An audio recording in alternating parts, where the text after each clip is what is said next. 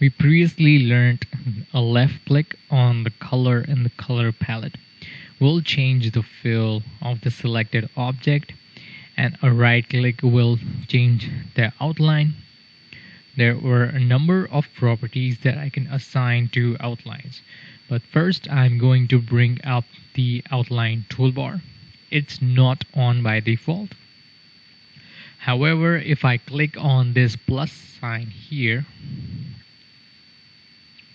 it will allow me to customize what's in the toolbox. Scroll down and you'll find your tool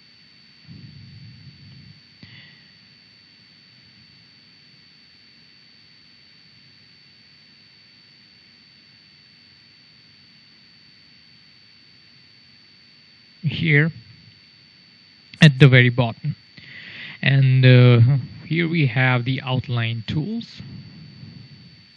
Click on that, and that just deselect or select off the palette, and I close this.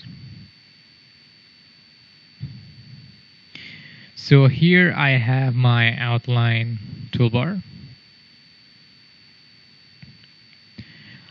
I can click on it and I can choose any of these options here. Now to change the properties, I'll first select the object. Let's just go ahead and use the pick tool, select the object, and I'll just click on the properties panel. I'll just get my properties panel. Okay. So it will bring out my outline properties for me. I can also access this from here as well, but this is kind of a handy tool, so I'm going to use this.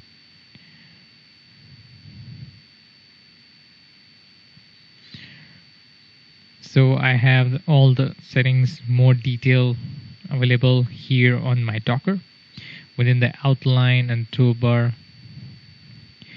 You can see I can change my outline color, and I can change the line weight, and as well as the units.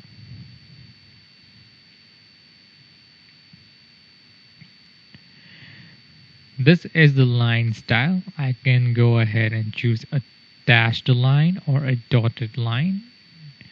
Let's go here and here. I'm going to go back to my original straight line. Now I can also define the dots by clicking on here. You can adjust the line spacing or the line length.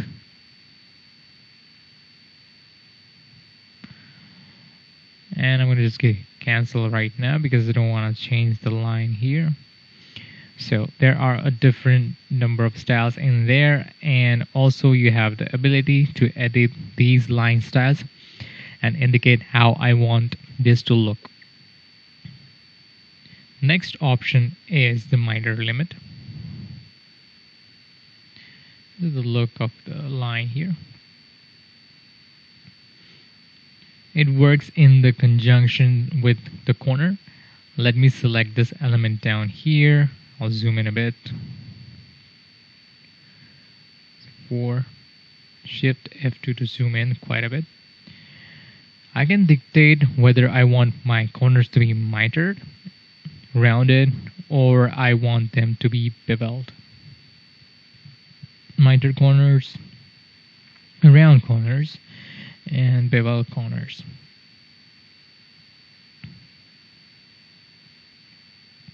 Here I can set my miter limit. Say I increase this here. So say I want my limit to be 70. You can see until and unless it will reach 70 point, it won't create a miter right there. So I'm going to go 50, still there. Change the miter right like so. I can go 0 as well.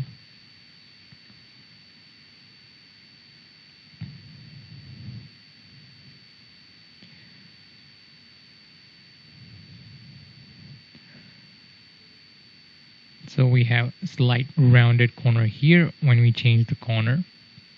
And this one would create a bevel. That's a cut right there. Let's like a high miter kind of corner here. Next we have the line caps. I'll just choose this to be miter. Your line caps, that's a square cap. Let's just choose this for a better visual representation of what it would look like. I choose this one, Shift F2, and so this one is a regular one, a square cap. Next we have a round cap, and we have an extended square cap. This is square cap, extended square cap. It's a little bit more than what we have line here.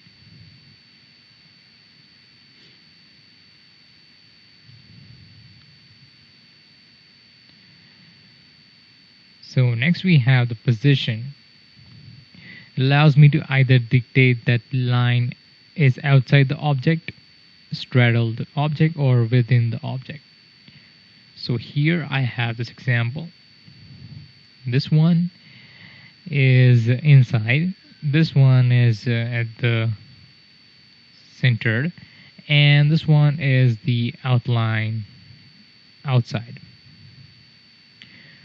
So if you want to take how that looks, you can switch to the outline mode. I'm going to the object menu, view, and wireframe. First of all, you need to view and enhanced. Okay, so first of all, I'm going to convert all these into right click, convert to curves. Okay, now it will be visible in my wireframe mode.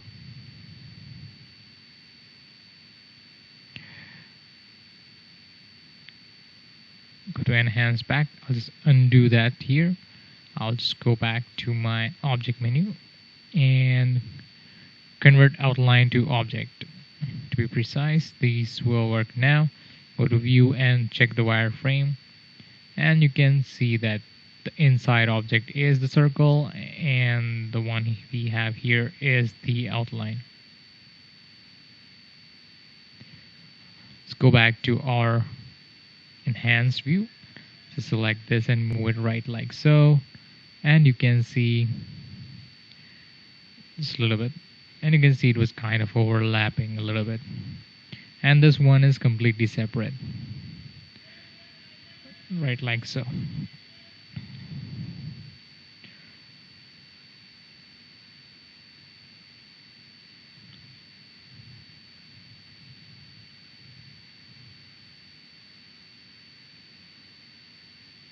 Next option we have is the arrowheads. Just select this line, go ahead and choose an arrow. I want it to be a start of the line or the end of the line. Also, I want them to share attributes, and I'm gonna just go in here, edit, and I can bring down the size of the arrow. Maybe right like so, and give OK, and get down the size a bit. It's a great time saver, and if you're doing architectural designs or mechanical drawings, it gives me the ability to edit an existing arrowhead or create a new one. Calligraphy, this is the style section, allows me to control the slant or angle used by the software to draw outlines. The final two options are behind fill. Now, what we did with these ellipses, outline was in the front of the object, the fill behind would move the outline behind the object. Say like here we have the circle, make a fill color and outline color. Say I'm gonna give this a 0.10, behind fill, and that outline went a little bit behind, and it is set to center. So let's say, okay, center would appear better, because inside would be absolutely invisible. This will be outside. There's no point of keeping it here. So center would give me this appearance.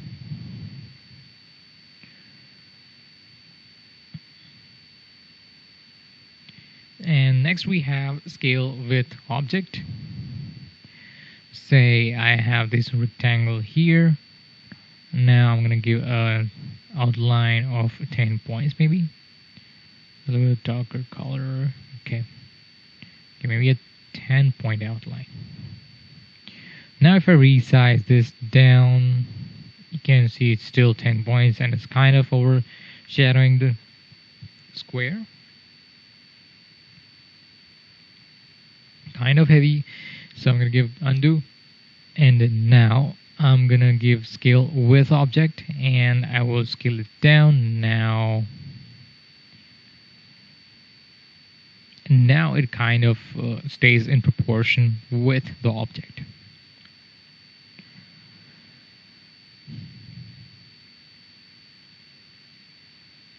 Now the final function is here, the overprint outline. Overprint function is used for color printing, and when you want one color not to be knocked out, if you're doing separations, that brings out that effect. We are going to take a look at the effect flyout. Moving on here, next page. So minimize this to here. Shift F4. All right. To fit, make it a little bit back. Okay.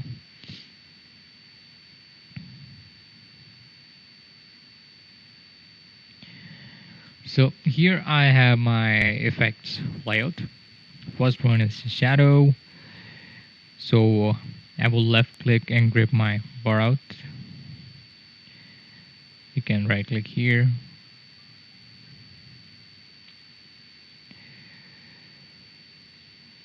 So first of all, I'm going to select this element, Shift F2, a little bit too in. I need some space for the effect. Go for the shadow tool, click and drag, and there I have my shadow. You see that this is a drop shadow. Here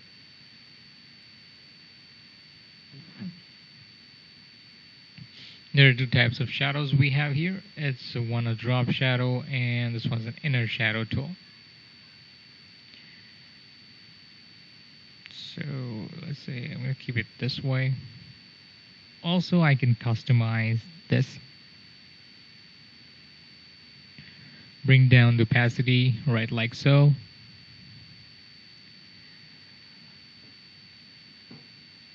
And I'm going to choose this. Give a shadow. Choose inner shadow. Maybe I'll just choose a bright color here for this to be visible. Okay. Now inner shadow would work something like this. It's kind of harsh. Let's just break that back a little bit. Kind of looks like inside the object. I'll just make it a little bit too small. Undo that step. Okay. Okay, that's all right. Kind of takes a little bit of practice to get this one exactly right what you want. Here I can change the shadow color, or maybe shadow tint, or whatever you call it. So if you're not comfortable with palettes, click on this. You can just manually choose the color you want here.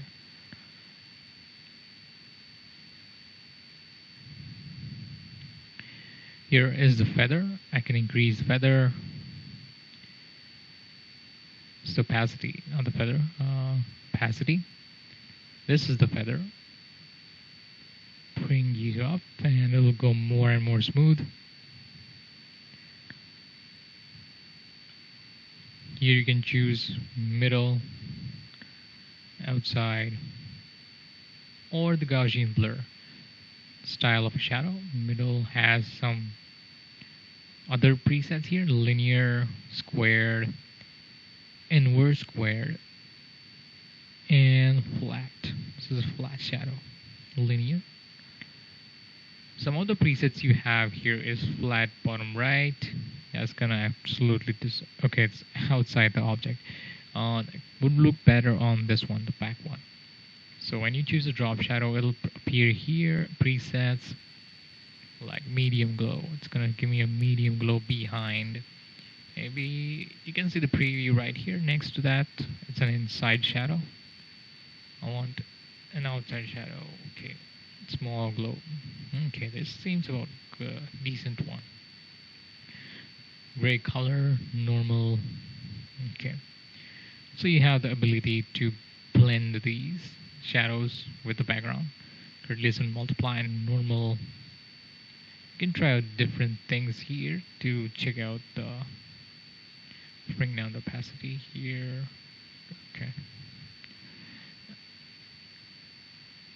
You can always experiment with these things and work out what's best.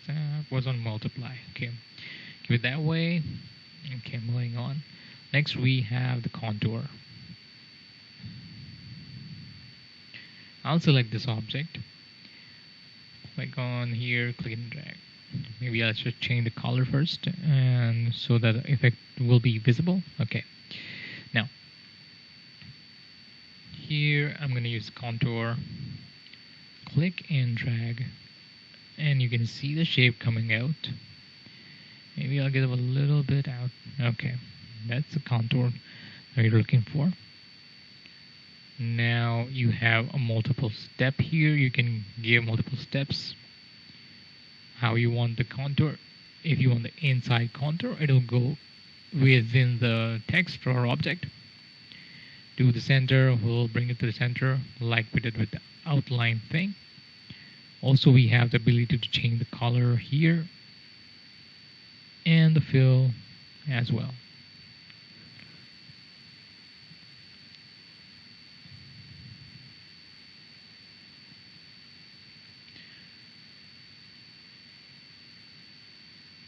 Clear contour. If you want to remove the effect, you can remove it from here as well.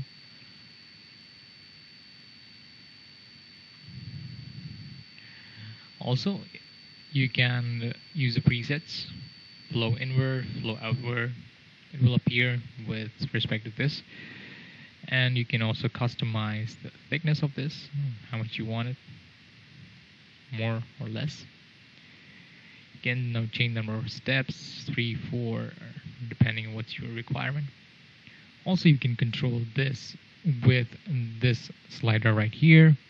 You can go up. Give me way too smooth and too many objects here.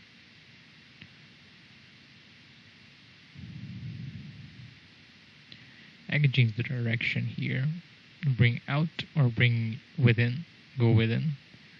Just gonna. Alright. So I can create certain effects with these options. Contour colors, clockwise counter colors. And clockwise contour colors. Right, so moving on to the next, we have the blend. Click and drag, and these two objects are selected. Even after doing that, you can choose this shape tool. Click on this object, and you can manipulate this shape. Maybe I'll just choose this one. Okay, shape tool, manipulate this shape. I'd like so, and it will change with respect to that. Also, I can change the color. I can change this color as well. Within this property, I can change them.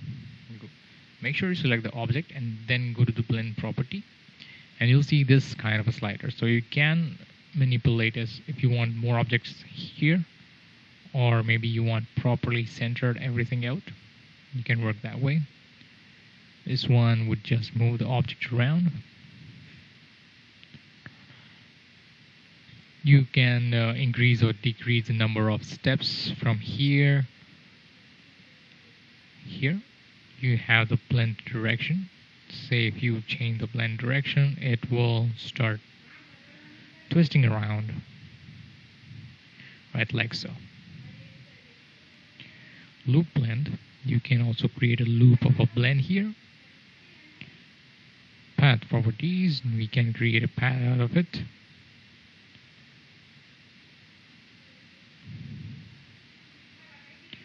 And you can clear the blend as well. This is the direction handle of the path. Alright, so that's blend. Next we're going to look at the distort. And keep a color, right, like so. Next, distort. All you have to do is click and drag a little bit. That's going to distort your shape anyway. So there's different kinds of distort. Zipper direction. You just select this first. Go select this, and you can change the. This is going to create a crazy distortion like so. Next we have this and that. This one's okay. This one I'm going to try this one. Okay, that's particularly one direction. Distort. We can drag. Make it a subtle one here.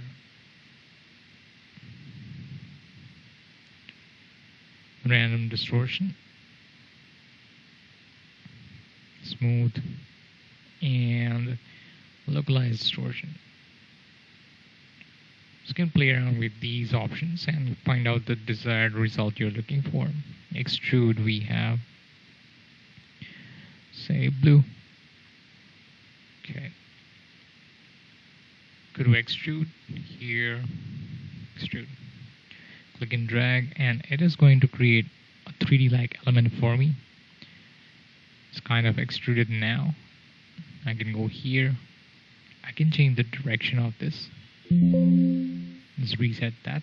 First, I'm gonna change the color of the extrusion. So in this area, this one, okay.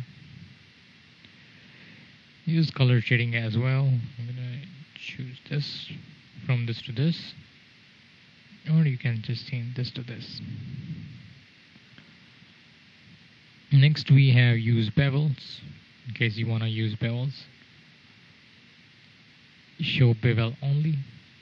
It's gonna ruin the effect, but you can also customize the bevel from here as well.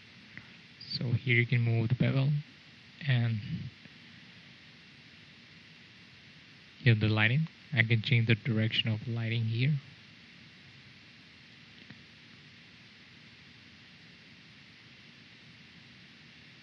Also, I can use control here as well. So in case you're not comfortable with these properties, you can use these and get familiar with that. And you can then change or manipulate the object. This is a rotation handle. Just gonna rotate stuff here. Also, I can choose how long or short I can do it. This one, some presets we have. So I can choose this, or maybe this. It's kind of harsh, and this one was better. Okay.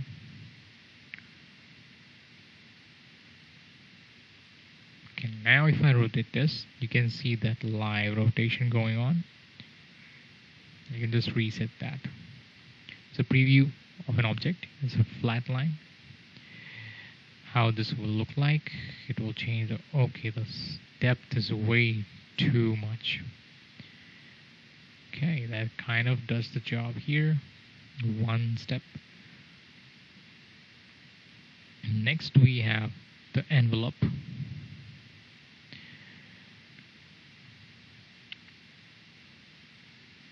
Envelope. You see the bounding box right here. You can click and drag, and it will manipulate the shape with respect to this handles. You can click and double click here, and it will delete the shape for you. It's gonna give me some envelope. Maybe you can click here and add the point. Maybe you want to create something like this. You can make that as well. So click here. Maybe I want to change the. Click here, and I will bring that right like so.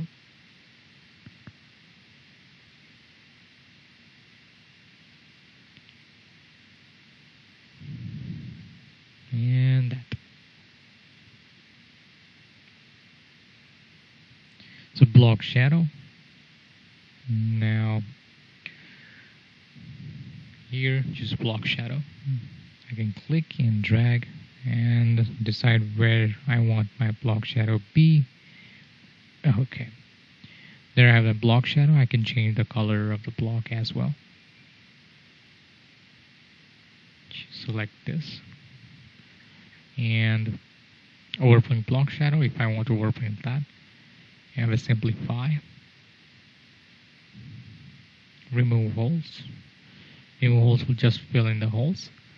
And expand block shadow. I can expand right like so and create certain effect.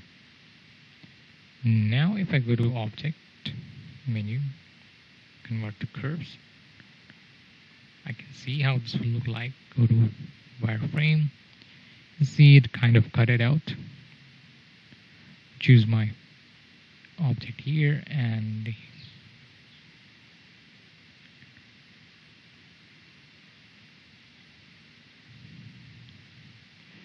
view enhanced.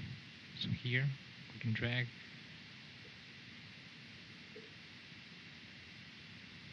Okay. Object. Convert to curves and right click, break curve apart, and I can just make this right like so. This effect.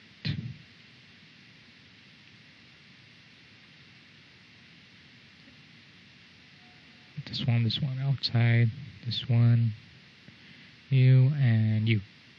So you can create certain effects using the block shadow one as well.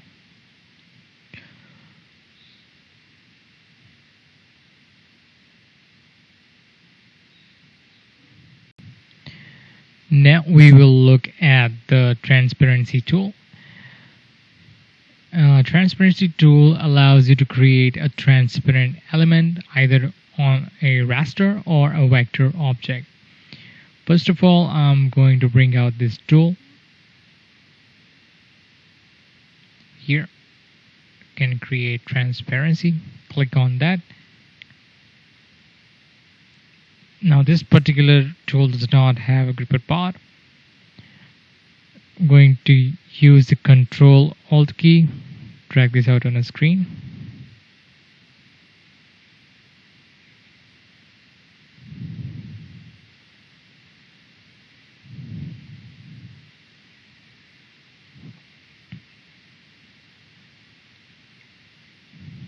I'll talk more about the Control and Alt dragging tools onto the screen when we talk about the workspace customization.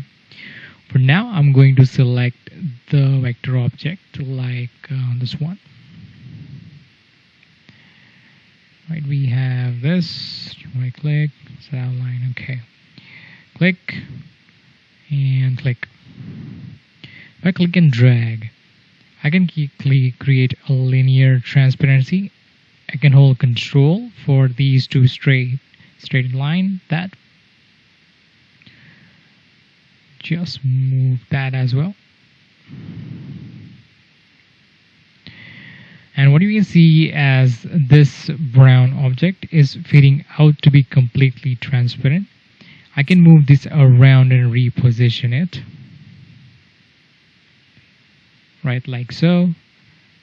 And there. I can reposition it like that as well. It is a great way to add a cast of coloring to a raster image as well. So I put this above here. It is going to add a great cast of coloring, right like so. There are a number of different properties up here. with this option. So I can create a linear transparency. I can create a solid transparency. Here is a solid transparency. If I increase the transparency, it will fade out the color, and if it's 100%, it's gonna go out. I'm going to bring that back in by lowering the transparency. I can do a transparency pattern. Also, if this overlaps, it looks fine. You can create a great effect using these options. Also, I can then later on scale this shape as well, and the transparency will affect as like so. Going back to our transparency, we can change the color here and change the pattern. Let's say this one or this one, and we can increase.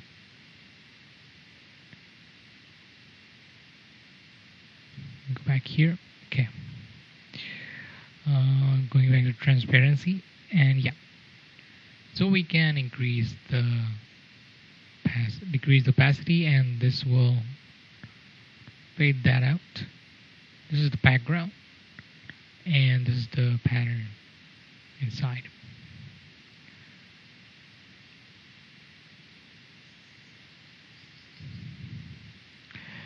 Right. Next, looking at bitmap pattern transparency, we have a couple of different options here as well. Next, we have two color transparency. You can have a couple bunch of an option with these as well. So if I bring this down, it is going to become a solid color. If I bring this up, it is going to fade out right like so. And this is the background. It will start coming up when I reduce this down. And the final one is the texture transparency. Here we have a couple bunch of samples. Say I want to bring this down, and that's a visible sample with this one, and then so on and so forth. You can also change this as well. This is the blending mode. You can color that normal, and that's a handy tool when you want to change the color using this. You can change the color of this woman's outfit.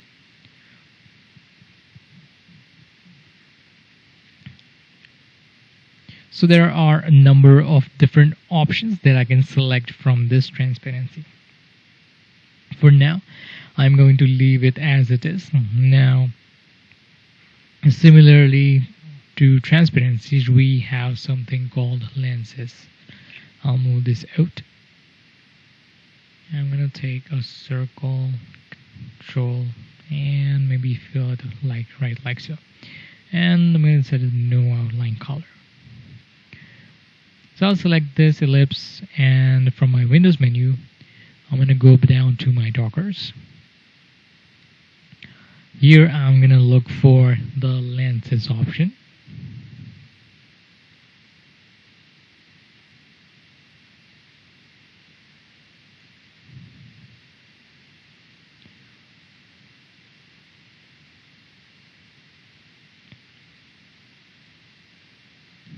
Down to effects.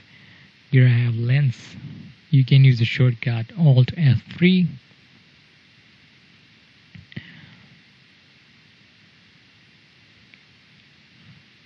Okay, I select my lens. If I drag this and drop it off on the bitmap, then in the lens Docker, we see currently we have no lens effect selected. I'm going to select the color limit here. And you can immediately see. I'll just press Shift F2 and zoom in just to see how this effect works. Pretty nicely this works.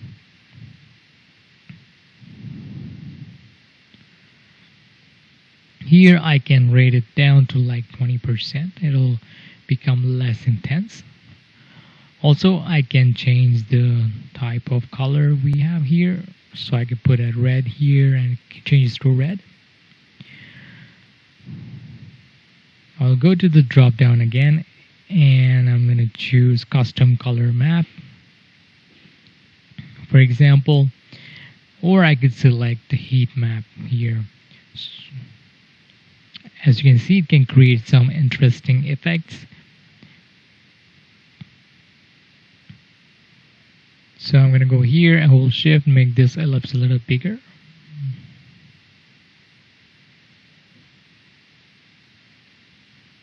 Other lenses include things like fish eye,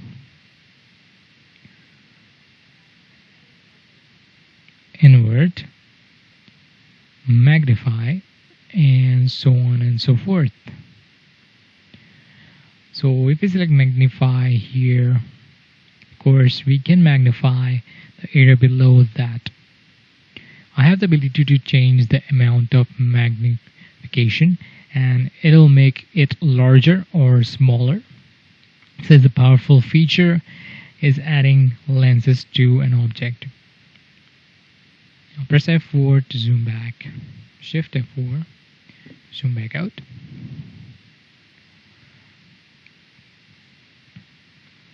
Next we will take a look at the effect tools. Comes from the toolbar here, that is called color eyedropper.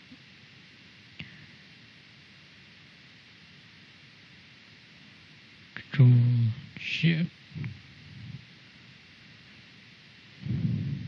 Control Alt, and drag it out.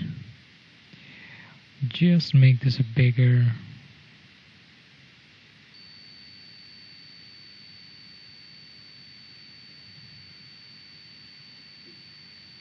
I just close this out. Okay. So here I have the color eyedropper. It brings the eyedropper to the screen. It allows me to pick the color from the raster image or the vector image. Say I have something here. Go back to the eyedropper. Says choose this color, this orange.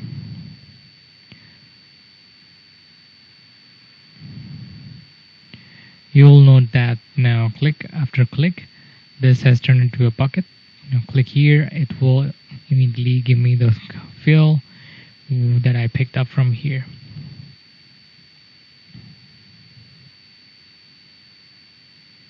So let's take a text here now. Text as well. So I'll just zoom into that text using this eyedropper. I can sample this, click here and click, and that will fill the font as well. So I'm going to place space, that is going to toggle back to my previous pick tool, and the last tool selected. So I'll select my eyedropper again, and I'm going to click on the green, this one green shade from here. And watch the cursor when I move to the edge of the text.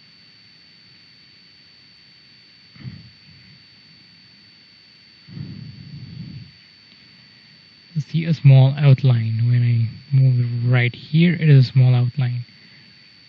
Click here and leave the outline. Select this.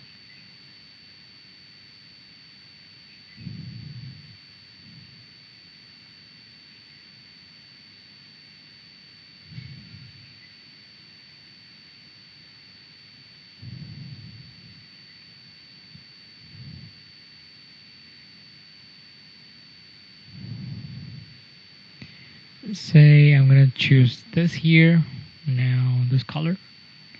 When I move here, it wants to color the outline, so it is now changing to outline as well.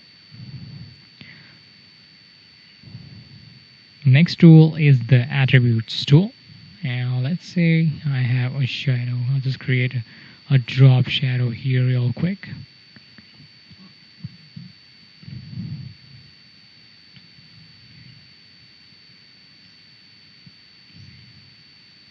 Okay.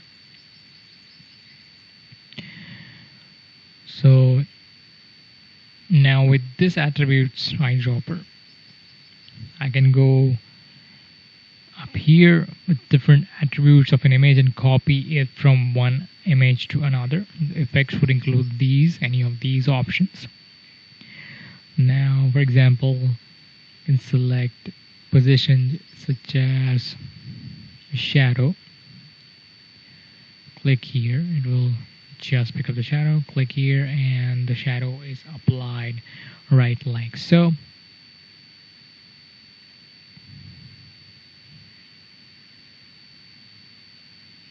So we have a bunch of options here. Say I want to select the properties as well. Now, in case, let's undo this. And I'll just bring up the outline for this one. Now, go back to my attributes, dropper. Here I have the properties outline, fill, or text.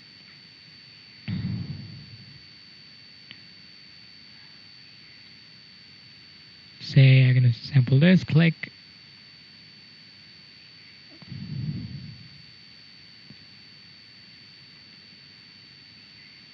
Go back here, attributes, sample, and fill.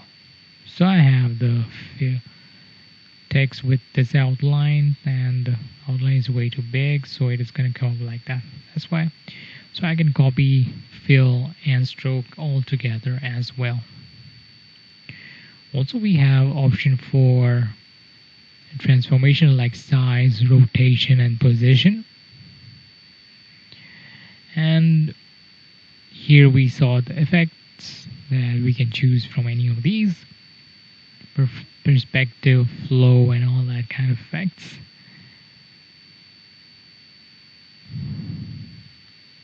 Say we'll try contour this time. Just go ahead and give a contour to this object. Maybe I want this selected. Go to contour and click and drag. And there I have my contour effect. Now let's just make this text bigger because it will kind of blow that out. Okay. Alright, so go to the attributes dropper. Make sure it's selected. Okay, click and click. Contour offset to large. Yeah, it kind of won't select the filling here. Maybe just take a circle and then apply the effect there. Will make it work better. Okay, so attributes eyedropper, click and drag, and there you can click and drag in one click. You can copy the attribute like way. It's a great way to copy a property such as drop shadow or contour or any other specific effect from one object to another. Now, next we're going to look at the interactive fill, smart fill, and the mesh fill. So, say if I select this, this is selected. Interactive fill works better. Okay, so I can left click here. It will bring a color that I'm looking for. Say I want to change this color to here. Click. This properties won't be able to see the colors, so I'm just going to delete these. Okay, on a rectangle here. Fill. Interactive fill. Click. Solid color. Here I can change the color right like so. And it is also having an option for fountain fill. It comes up with the linear fountain fill for me. And of course I have a bunch of different kind of linear fountain fills.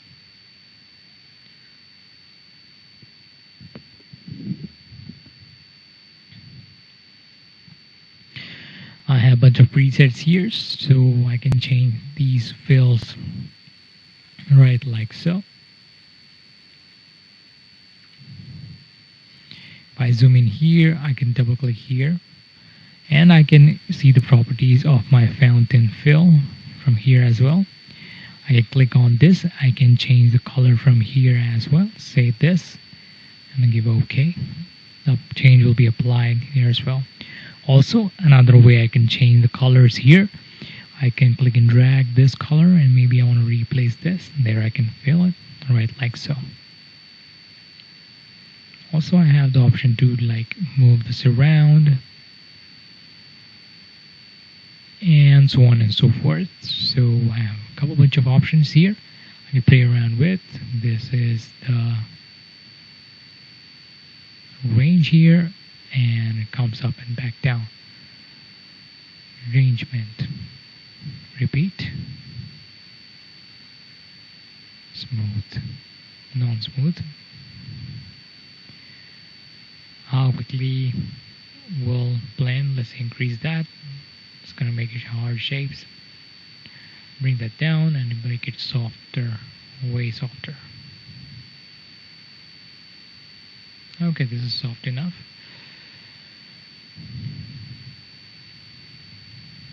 Here we have, so it's completely editable, and we have another one, rectangular fountain fill. Here, or this one, and create the beautiful things using these options. Next one, we have the vector pattern fill. So we have a couple bunch of options with the pattern, and I can create them as well, edit them as well. So click and drag, you can edit this pattern. Click and drag to make this here, move it here, and hold control.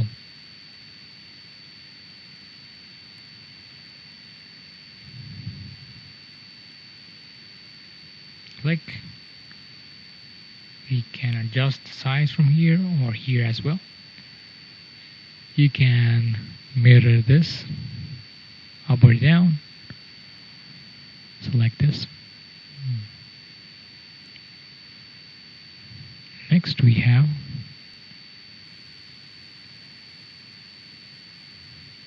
bitmap pattern fill. We have a couple bunch of options, presets from here, blend transition. Will allow me to make changes to the brightness. You want to increase the brightness, or maybe make it darker. Luminance is the lightning value.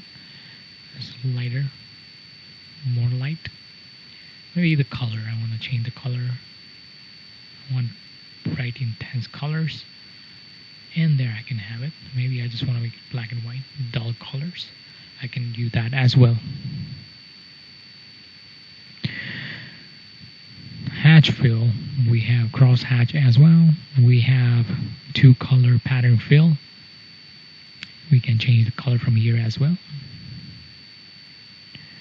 Next we have the texture fill, and so on and so forth. Pretty much the same. And here we have postscript fill. Birds, I want a birds. Kind of looks like birds. Bricks. And you have a couple bunch of options here, cracks. So we have this as interactive fill. Next is we have a smart fill tool. Say I have some objects overlapping each other, say like this. Maybe I want to bring this down to 5. Yeah, I'll just rotate it right like so. And maybe I want to scale this up. I'll just put it here. I want to remove this text away and put a circle one here as well. So we have a couple bunch of overlapping shapes here. And let's say if I want to fill somewhere here, like here, so I can go ahead and do that using the smart fill tool. I can click here and it will automatically come up as a fill. Say I want to change the color. Go back here, change the color. I want green this time. Click here, green. And maybe I want a yellow here. Say yellow. Okay, here. I can specify the fill or give a no fill as well. I can give a no outline as well. So let's change the color for now. And here. Right here. There, and you want to change this to red this time, red.